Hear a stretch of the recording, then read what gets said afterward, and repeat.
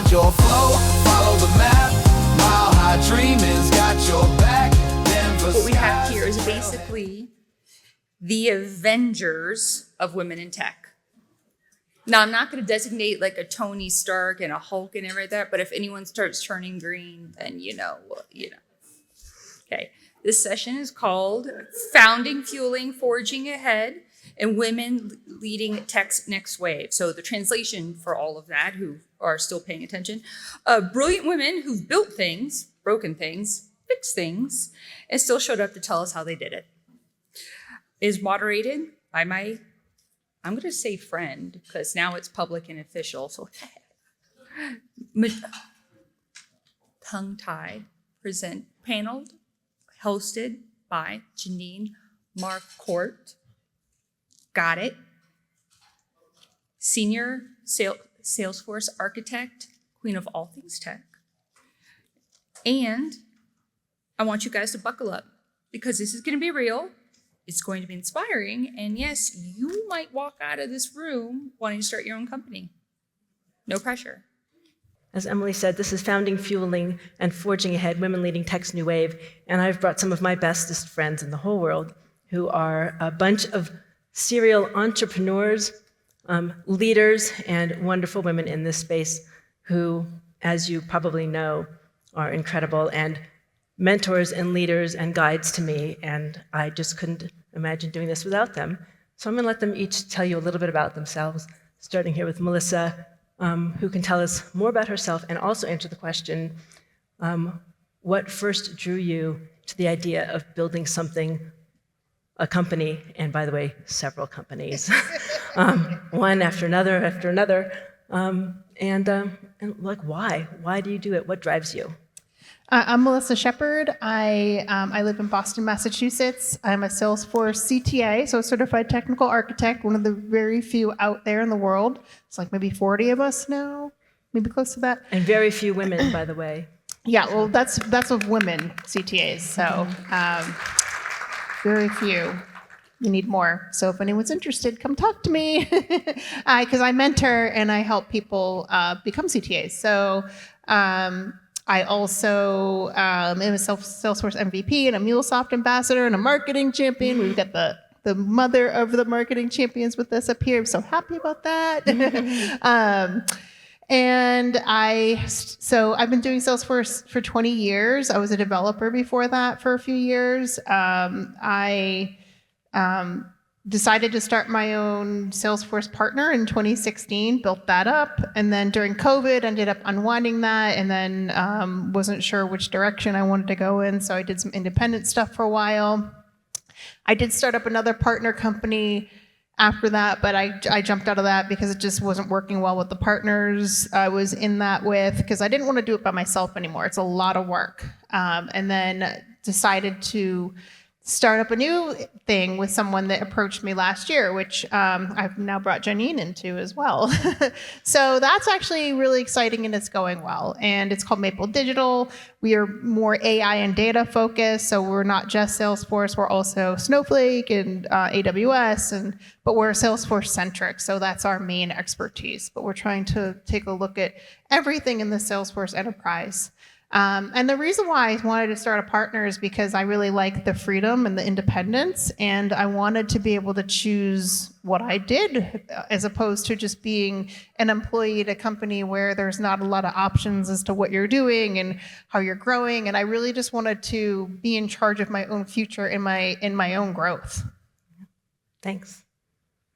Marissa, maybe you can tell us a little bit about something from your history, a story you don't often get to tell, but maybe shaped your past and your path. Yes, hi. So I'm Marisa Hamilton with MH2X.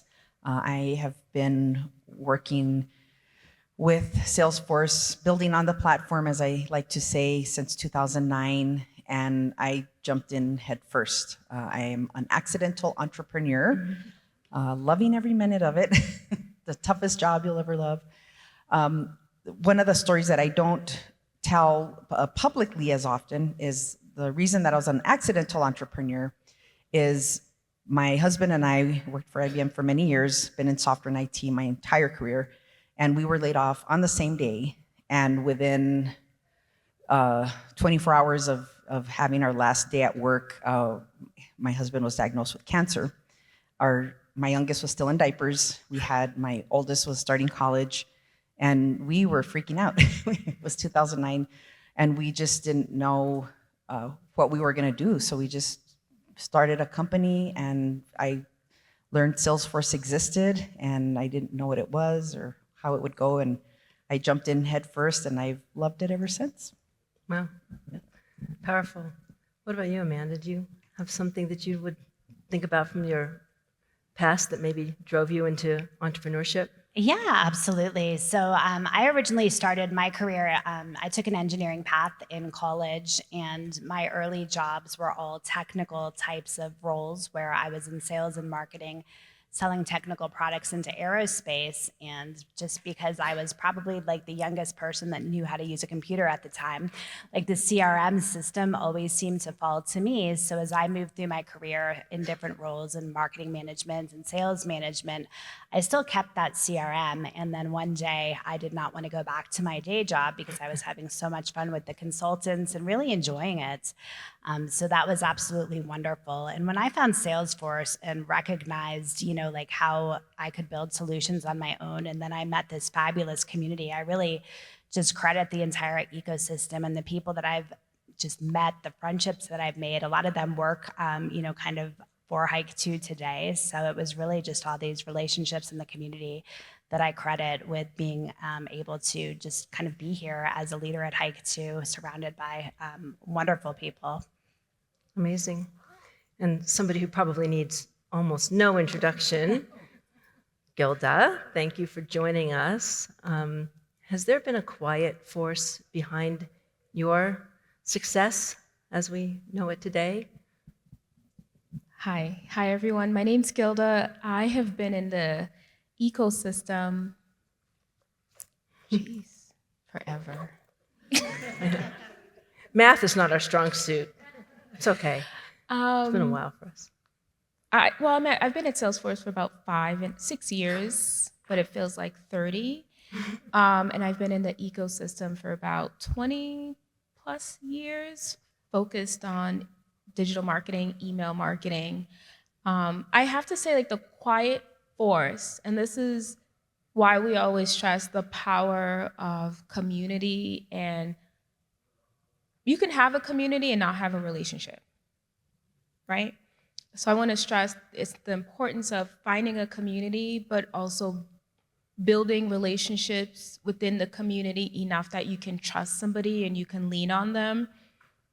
So the force that's behind me, there's an email geeks community, because I'm an email marketer by default, by nature. I love building emails, and I remember, ExactTarget never really had a community, so a lot of us relied on this email geeks community, which was in Slack before Salesforce acquired Slack, and a lot of men were there sharing codes. And at the time, years ago, men were the dominant ones in the email community because they were the ones doing all the builds and all the codes. And I'll never forget that I felt that there was content missing to help just marketers with understanding some of the marketing landscape, like SMS, like IP warm-up, like implementation best practices, things that I would always discuss with Salesforce/ExactTarget team that I thought,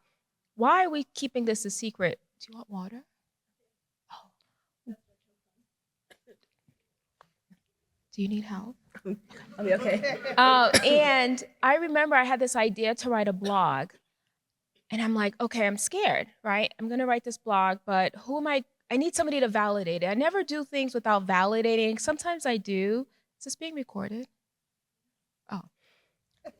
So, at Salesforce, I take risk, and a lot of times I do things without it necessarily getting approval by Salesforce, and that's okay. But other times when I do stuff for community, I always get validation. So fast forward, there's this guy, his name is Zach Brown. And I reached out to Zach and I said, hey, Zach was a developer. I mean, he was like the guru of all email builds. And are you sure? Do you want ice? Oh. And I remember I sent Zach a message and I said, hey, Zach, I'm thinking of writing this blog and I want to share my ideas with you. And Zach didn't dismiss me. Zach welcomed the idea. He read it. He commented. He loved it. And from that point on, he became my partner in crime, right? Sadly, Zach lost his life, but it taught me the power of, you could be in a community, but you have to be able to have relationships within the community so that you can lean on folks. You can text somebody, you can call, but also enough that when you're silent, somebody reaches out to you. Because that silent felt uncomfortable for a lot of you, right? But when you're silent and you don't post anything, you're not saying much, there's no activity, that person reaches out. So for me, that's always been my driving force, is the community, but the relationships I have within the community. Powerful. Sorry, I'm all choked up. Thank you, Gilda. Thank you, everybody. Not to cough into this thing. So, I mean, Gilda, especially given what you've just shared, how do you stay grounded in your values when scaling and we're leading these large, complex projects and teams? How do you keep yourself grounded in what's true for you and your authenticity? I'm Nike, I just do it. You know, I have always, I see myself as different, right? Like, I feel like a lot of times I move differently than certain people, right? And that means just me being me and being true to my brand. If it feels good, I'm gonna do it, period. Like, hands down. If it feels good, I'm just gonna move forward and I'm gonna execute flawlessly. A lot of and I stand by what I believe in, and that's why a lot of times I don't like too many chefs in the kitchen, because a lot of times when you have too many chefs and you know what's in your heart, if I do this, this is the right thing to do, people are always going to try to get in your way. So one example is, recently we had Connections, which was like Salesforce's marketing conference, and I launched this community hub, and it was successful. When I tell you it was successful, I had content that didn't talk about Agentforce or Data Cloud. I know your head spun, right? And that's because I didn't want content. I did not want sessions on Agentforce or Data Cloud unless that trailblazer wanted to present on it. And in order to get these content, I told folks, if you didn't have to talk about Salesforce, what would you talk about? You want to talk about deliverability? Talk about deliverability. You want to talk about branding? Talk about branding. You want to talk what to do with overages for email? Talk about it. Accessibility? Selected. And I got a lot of slack. And I was fine with it. There was a point they told me the community hub, they were going to close the campground at 1 o'clock or 2 o'clock. I'm like, whoa, that's early. You want to close it? I said, and everybody around me, they were like, yeah, this team said they're closing. That Salesforce Plus says they're closing. You're the only one. And if you close early, we'll save the company X thousands of dollars. I said, well, I'm not closing early.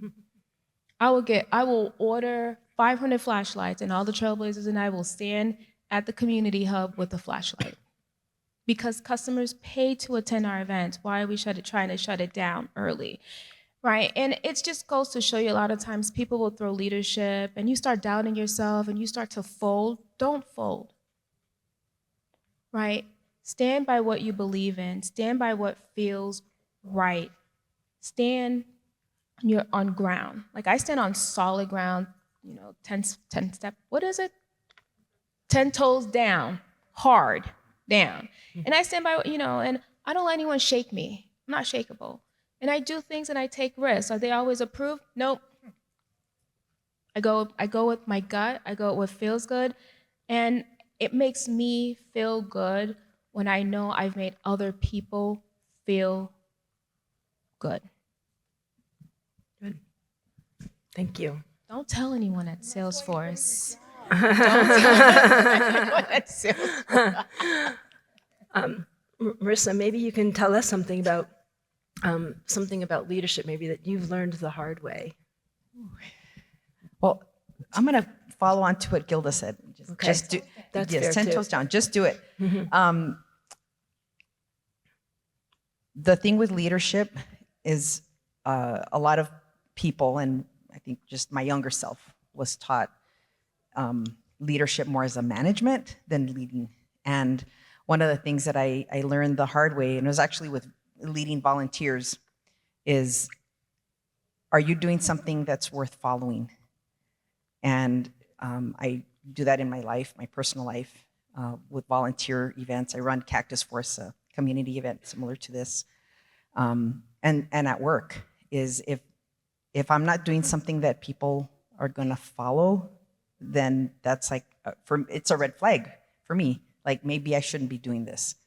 And listening, and being true to my values. I really like what Kate Lassard said earlier in her career practice and her journey, is really knowing what your values are, knowing really what's important, and being true to that. And I think when you're a leader, for myself especially, is knowing what my values are. I value community. I value my family. I value love, right? I love the things that I love, and if I don't love it, I'm not going to be doing it. And I feel like that passion comes through in a lot of the things that I do, both in my personal and professional life. So Yeah. I love Salesforce, so here I am. Yeah. Yeah. I mean, what about you, Amanda? Is there something that you feel like you've learned about leadership the hard way, but now maybe you carry it with confidence, that maybe it was at one point felt like it was holding you back, but now maybe it's like a badge of honor? Yeah, well, I feel like I still need some lessons from Gilda in becoming unshakable. So. Yeah, right? Where do we sign up? I'm not quite there yet, but I do think, like, as we're leaders, in technology, but it really isn't the technology that makes or breaks success. I feel like we can always find ways to make that technology work. It's, really two things. One is just, it's the people. You have to navigate the people, and whatever your role is or whatever you're looking to do, getting really good at listening, understanding, working with people is going to just take you so much farther and give you some of that confidence that you have. Like, that's going to be the most important thing that you do. And the other thing is really learning agility. I think this world and the technology is changing so fast. Continuing to learn, continuous learning, always looking to surround yourself with others that are going to help your learning curve go dramatically. That's going to help you as a leader, that learning agility and the people skills. Excellent.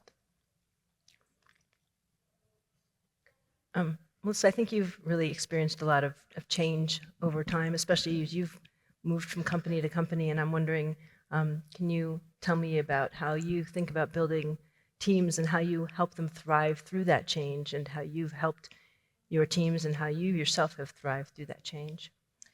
I think one of the things that I'm good at is teaching and mentoring. So I come at it from the viewpoint of, I'm going to teach and I'm going to mentor people in leading through change. So supporting, collaboration, and I really want people to think about what they're good at and what they like doing, and then try to focus on that. I don't believe in trying to fit someone into a box they don't belong in, because that's happened to me in the past, and you never are your best self. You don't succeed when you do that. So what I try to do is support people. If they want to get into something else, a new technology, learn other things, I support that. And let's see how we can fit it into the bigger picture, like other AI tools or other platforms, and see how we can bring it into the landscape, and how maybe we can support learning for that. So I'm all about learning and collaboration and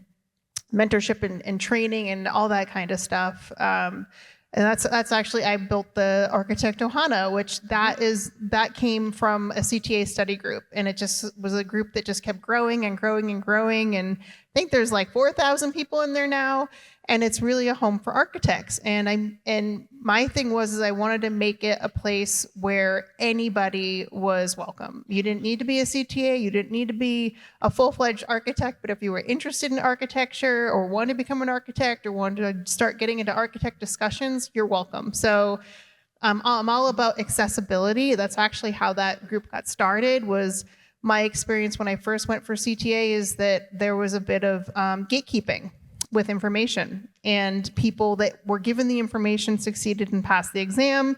People that were not given the information and didn't have things shared with them didn't pass. And that really bothered me. So I was like, I'm going to pass this exam, I'm going to do it, and then I'm going to make everything accessible to anyone who wants it. And that's actually enabled people in like India to start passing the exam. And they've told me themselves, because of the group I created, they were able to access other people and other resources to help them prepare and pass an exam that even their employer wasn't supporting them to pass. So this is a big consulting company that they were working for.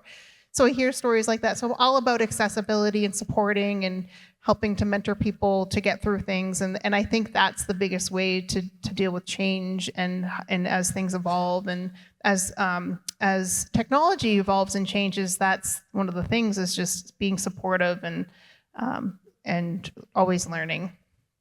I think that's really powerful. I think supporting one another and supporting, as we always kind of talk about, the next wave of people coming up through this. And that's why community is important too, just like Gilda said. And she's one of the biggest community trailblazers out there, and that's why we all love her. Yeah. And that's why she's so famous around the world. And but that's one of the things is we support each other through community, and that's one of the things that's helped me the most. That's how I would say that's how I became a CTA, is because of community. I became friends with Gemma Blizzard and Ladies Be Architects and got involved there, and then everything just started growing from there. And I believe that we succeed better together. I agree with that. You kind of alluded to this in the beginning, talking about some of the technologies you're interested in and into. What do you think is something that you're really like focused on coming up, and what's the next wave of technology for you that you're looking into and leaning into? And like, if you had a little secret to tell anybody about the next wave of technology. I don't know. What could it be? What would you suggest? What would you suggest we focus on? So I'm somebody that's actually been using AI myself to help me get stuff done. And I'm just blown away by what it can do and how it can support. I'm not in the mindset if it's going to take over, but it's there to support us be better so that we can focus on other things. And obviously, with AI comes a lot of data. So that's why I've decided to become a very data-focused person and also a very data-focused company.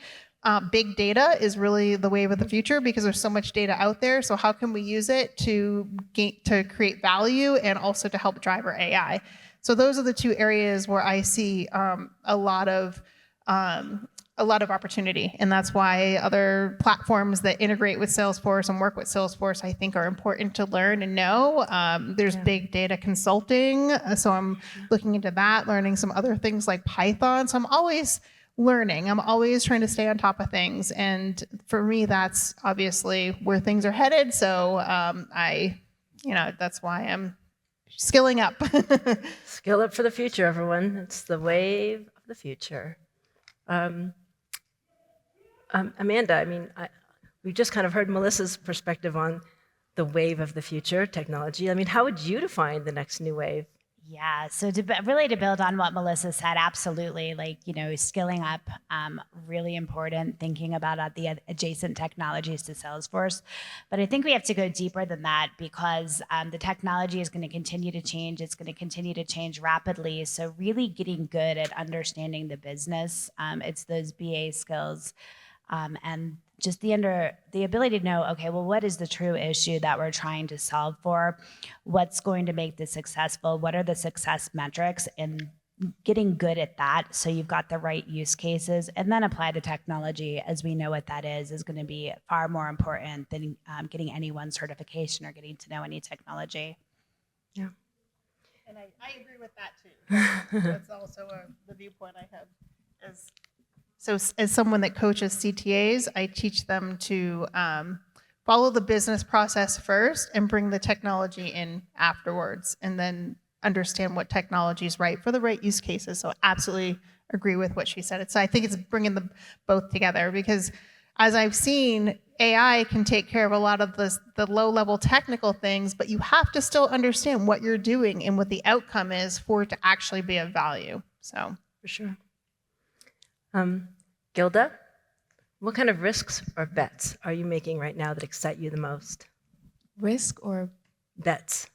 Like, Ooh. what are you taking risks on anything right now? every day, every hour? I every know. second. Especially as we think about like tech and the new wave as we define it, like forging ahead as women, defining tech's new wave. Are you making any big risks? I think the big risk that I'm doing is probably investing more in myself. Good. And what I mean by that is, unless it's happening in our neighborhood, we never pay attention.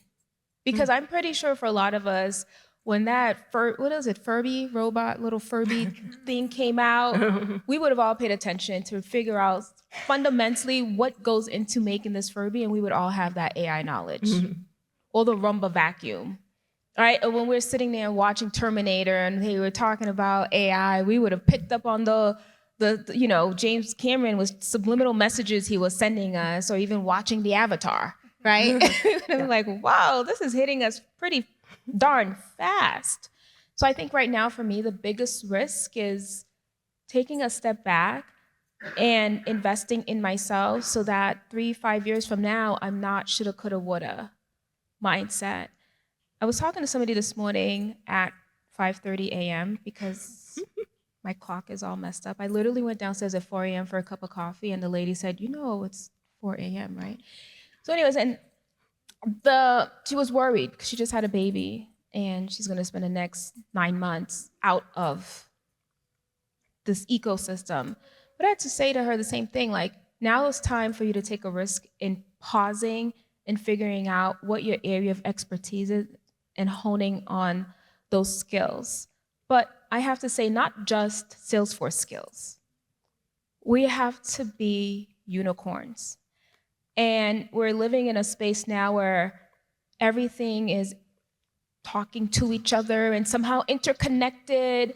And I lead a marketing champions program, 400 marketers, and I always say, listen, I work for Salesforce, but I'm gonna tell all of you, be a unicorn. Take that risk and learn something else. Don't just learn about Salesforce. What about AWS? What's happening in that space?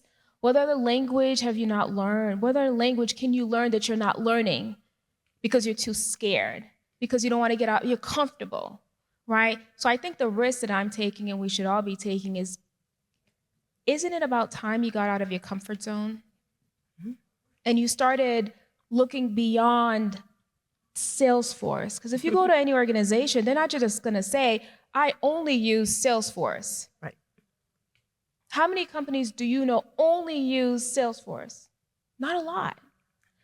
So the risk we can all leave here is saying, I need to figure out what am I not learning right now? What other tools can I get certified in? The other advice is, a lot of these are free.com, $0 and 0 cents. Isn't that music to your ears?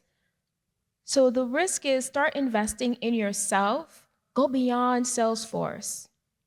Some of you aren't Outlook, right? What's Microsoft doing? What's Google doing? Can I get certified, or can I take a test, right? Go beyond those. And then the other risk you can take as yourself is be more vocal. Be more vocal in what you're doing. Be more vocal for others. If you're in a room and somebody's talking over somebody as they're trying to say something or make a statement, take that risk and be more vocal for that person, and raise your hand and say, wait, I think Eric was trying to say something. I'd like to recommend Eric for this. I'd like to recommend Eric join us. Be more vocal. Continue taking risks in everything that you do. I do it all the time. And my motto is, don't come for me unless I call for you, right? That is my motto. Because like I said, 10 toes solid? Down, that's right. Oh, I hadn't heard that one. Okay. Thank you. That's a lot. Marissa. Marissa's like, this woman is nuts. No, it's we talk about this a lot actually at work. We talk about expanding our knowledge and expanding how much we're focusing on just one thing, and there's so much more than just Salesforce. We have to really be focused on ourselves and expanding our knowledge, because people don't use just Salesforce. Salesforce connects to everything, and you have to know all those things that it connects to, because it's a bigger system. And the more we know, the more we can actually help our clients. So, Yes. Marissa, when you think about your legacy, and you think about what you hope others would take from your journey, and maybe even what you might tell your past self, like what do you think about? Ask for forgiveness before asking for permission. Just do it. If you're wondering, should I become an entrepreneur? Should I start my own company? Should I go out on my own? Yes, do it. Try it. You can always change your mind. Have courage. Feel the fear and do it anyway. I tell my kids that all the time. That's kind of my standard advice. I love, Gilda, that you talked about there's a lot more than Salesforce. My opening story about I worked at IBM for many years. I was a heads down, work, IBM all day, every day, bleed blue until, sorry, your job's going away. So coming into the Salesforce ecosystem, I've always operated in that way, that this platform has like a ton of APIs that connects to all kinds of other systems. And I'm always like systems thinking in the systems side of it, but also like in my life is I can do a lot of different things. And it's just a philosophy, be more human, because there's lots of AI out there that can replicate all kinds of stuff, but there's only one you. So be more you. Thanks, you. Amanda, any advice you would give your past self, Yeah, well, I mean, I think you can only be so much of you, because we're limited in our time. And I think I know, like, probably every single person in this room has a ridiculous schedule. Personal commitments, family commitments, work commitments. We always want to do more, but I think as women, we don't ask for enough help. So certainly, asking for help, getting help personally in your personal life, whether it's kind of at home, whether it's at work. Really, don't try to go it alone, and just look at the people around you, and don't be afraid to ask for help along the way. Melissa, any advice you would give yourself at the beginning of your journey, things that you have learned now? Be more forgiving with yourself. I've definitely been hard on myself over the years and have made a lot of mistakes. And what I've come to find out is I usually learn and grow from those. It's like a good example is when I first went for CTA, I didn't pass. And I was deathly afraid of failing on the first attempt. I was like, I have to pass it. I have to pass on first attempt. I can't deal with the failure. And I failed, and it was actually pretty devastating for me. But what it did is it created a fire in me to make sure I passed the next time, which then made me push forward to create the CTA study group, which turned into the Architect Ohana, which turned into all kinds of other people passing the exam, which I found was very fulfilling, which then turned into getting a golden hoodie, which led to all these other things. Yeah. So don't be hard on yourself because you failed at something.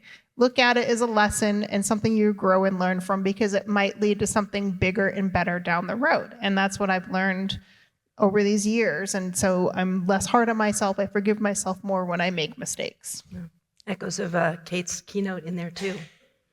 Gilda, what about you? Anything from the beginning of your journey now that are lessons, things that you would tell yourself back from the beginning? I would tell myself a lot of stuff. But don't let a bad experience ruin the next. I struggled with a lot. Like, I didn't trust my managers. I had one manager who said, your job's to make me look good. Traumatized. From that point on. First.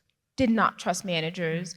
I never felt like I had colleagues I could lean on. That's why it was so hard for me to reach out to Zach. But it was a lot of those bad experiences, that negativity that I encountered, that caused me to struggle a lot in my career. And it was years later when I met Zach, and then Rebecca came into my life. But I allowed bad experiences to kind of start shaping me, and I had to shape out of that negative thinking. So I would just say, if you failed an exam, I'm not going to say a Salesforce exam, AWS, any exam, don't let that bad experience ruin your chance of taking it again. If you didn't get that promotion, which I didn't at the start of the year, and I ripped them a good one, and I just got promoted, but don't let that one bad experience of not getting promoted stop you from raising your hand. Or the same thing goes for if you weren't selected for this project, don't let that bad experience stop you. Seriously. So that is the advice I would give myself. And I have a 21-year-old, and that's the advice I continue giving her is don't let that bad experience shape who you are tomorrow. Excellent. Well, as I mentioned, Gilda has brought us a couple of gifts. So, Emily, if you will do the honors. Shake it up. Did everybody get a raffle ticket? We only have 3. How many left? None? 3 left. You're gonna regret it. Everybody's got a ticket? Are we ready? 3404861. Woohoo! She'll have to tell everybody what she got. And tell us your name and where you're from, and if this is your first Mile High Dreamin'. My name's Hollis. I work for RSM. This is my first Mile High Dreamin', and I am local to Denver. All right, show us what you got.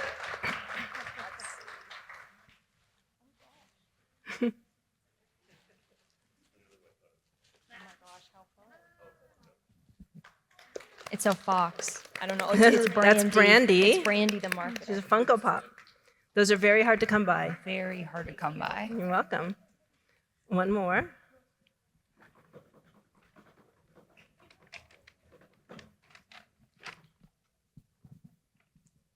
Dun, dun, dun, dun. Do you need me to hold that one back here for you? 071. 071. Woo!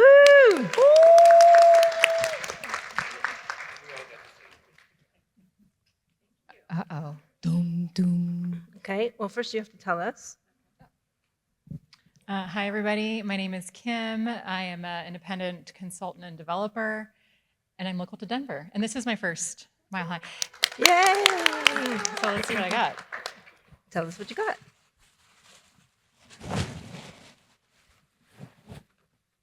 Whoa. I got some very good noise-canceling headphones. You can thank Gilda Thank you and our very, sponsors. very, very much, Salesforce. So this is where we say, Every consultant needs, right? right? I have 2 young children. And you can So, and you both of their birthdays are next week, so maybe I'll regift this. and you can keep the bag and the tissue paper this time. Thanks to Gilda and Salesforce for those gifts, and thanks to all of our sponsors. Please do visit the sponsors. We can't do these events without the sponsors. There's at least 4 out of 5, well, Salesforce. We are all conference organizers up here besides being panelists. We each run a conference. We are heavily reliant on the sponsors to put these on. Without them, we couldn't do them. Please visit them. Please ask them about their product or their service, and thank them for being here. They make these possible, and we have the deepest gratitude for them and their presence. And thank you all so much for being here and giving us some time. We could possibly take one question for someone on the panel if I squeak out 2 more minutes of our time, if anyone has one. Or if not, you'll get 2 minutes to, oh, we have one. Okay.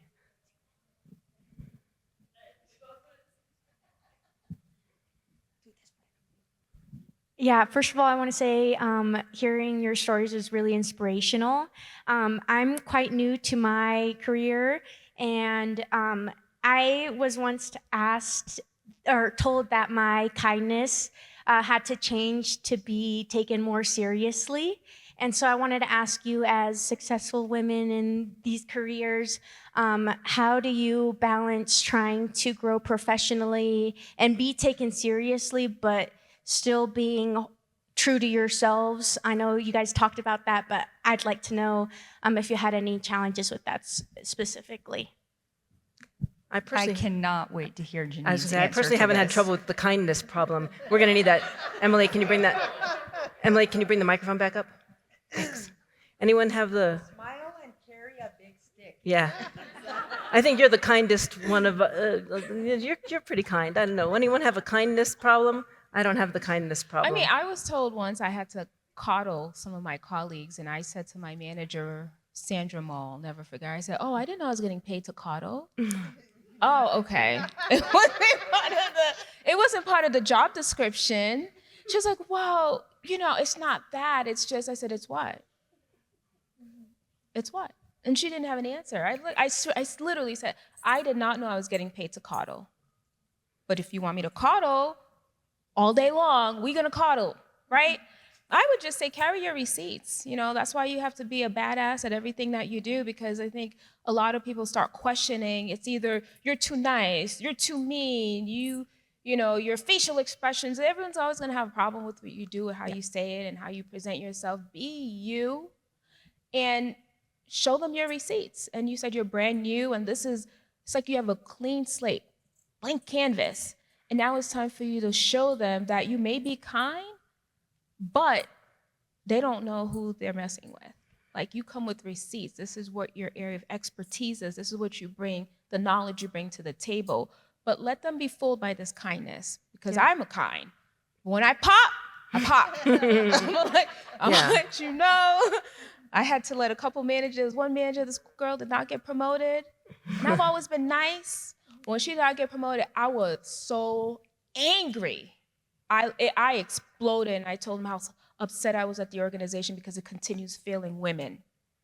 Yeah. And then after I said what I had to say, we went on to, how was your day? How was your weekend? Yeah. Really good, right? That's how it has to Yeah. be. I mean, I don't know in what world kindness is a negative, because frankly, So, like, just one piece of advice is just to practice having hard conversations. Find opportunities to have those, because you will need to have them to be just clear with other people. You can still be kind, but the earlier you can start practicing those, the better.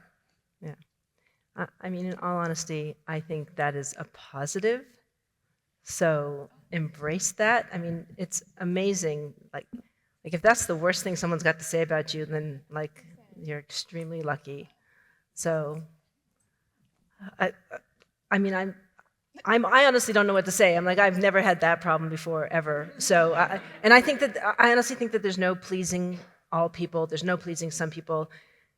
What Gilda said, come at this. You know your stuff. Am I here being judged on my kindness, or do you need me to get this job done? And if I'm here to do this and I can be kind while I do it, that seems like a positive. So, And if you want someone to be not kind, I know a few people who can come help you and be not kind. And you see how you like that for a while. You're welcome. We got a list. Yeah, I know. Is this on? I think that's not on. And you're the organizer. You tell us. Yeah.